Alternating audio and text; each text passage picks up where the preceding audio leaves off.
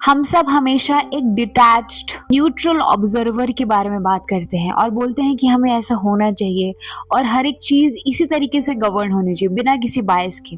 पर आप जानते हैं सैंड्रा हार्डिंग इससे अग्री नहीं करेंगी।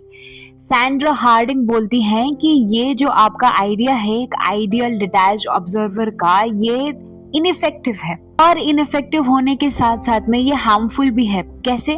कोई भी रिसर्च प्रोजेक्ट अगर आप करते हैं और आप ऐसा मान लेते हैं कि सोसाइटी अनइवन नहीं है, हर चीज यूनिवर्सल ऑब्जेक्टिव है, एक डिटैच्ड पर्सपेक्टिव लेते हैं, तो ये हार्मफुल होने वाला है। क्योंकि आप फिर जो मार्जिनलाइज्ड सेक्शन है और सोसाइटी में जो रियल रियलिटी है यानी बायसेस हैं, आप उसको तो अकाउंट ही नहीं करेंगे, यानी आपका कंक्लूजन फेल हो जाएगा। सैंड्रा हार्डिंग सिचुएटेड नॉलेज के बारे में बात करती हैं और वो बोलती हैं कि कोई भी नॉलेज ऑब्जेक्टिव या यूनिवर्सल नहीं होती है वैक्यूम के अंदर के स्पेसिफिक मटेरियल, पॉलिटिकल और कल्चरल एस्पेक्ट से।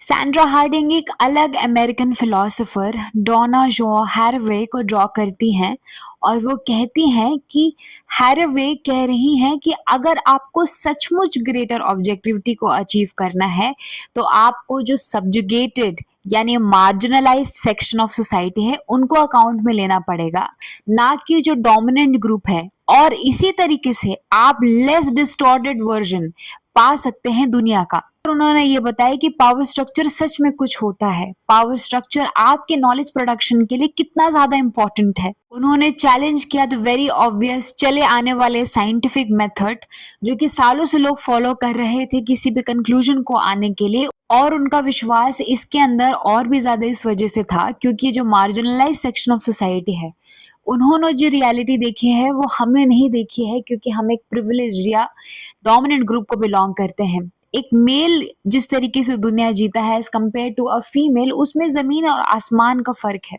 रिच जिस तरीके से दुनिया जीता है और एक पुअर जिस तरीके से दुनिया को देखता है, उसमें एक जमीन आसमान का फर्क है।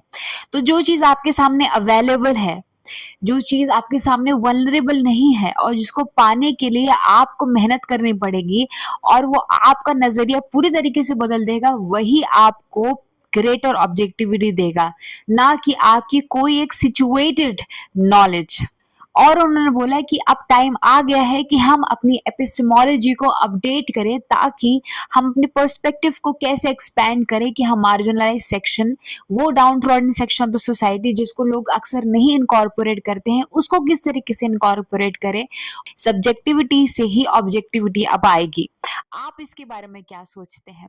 Thank you so much for listening to me.